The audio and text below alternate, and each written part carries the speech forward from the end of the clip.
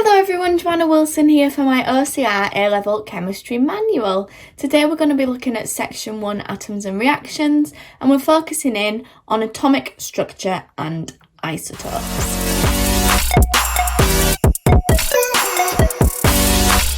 Just work shooting. So if we get started, our outcomes today are to be able to describe the structure of an atom, to understand how we can determine neutron and proton numbers from mass and atomic number, to define an isotope and understand atomic number, mass number and ionic charge. So the atom and its history, the atomic structure was not always known in the way we're going to describe it, and there was many other theories that led up to the way we currently understand the atom. Now I've listed some on this slide, and you probably will have spent a whole lesson looking at all these different theories.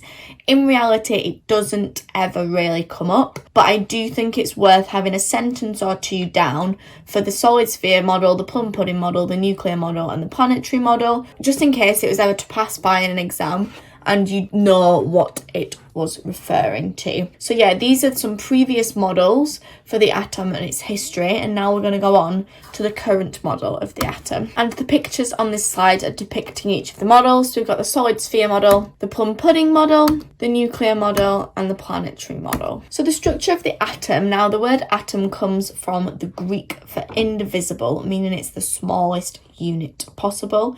We now know that this is not true because atoms are made up of lots of little things, and these little things are also made up of lots of little things, and they're made up of smaller subatomic units, which again are divisible. And it does say in this slide, search quarks if you're interested, but it isn't on this specification. The smaller subunits that we need to know about on this specification are protons, neutrons and electrons. So we find our protons and neutrons in a central mass called the nucleus, and then we find our electrons moving around the nucleus in what we call subshells.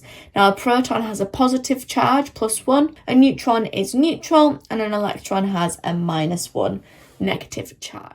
Thank you so much for watching this teaser video for the OCR A-Level Chemistry Manual. You can now click the link download to download the full manual. Please check it out now. Keep smashing it, and remember, anything is possible if you just work. Bye!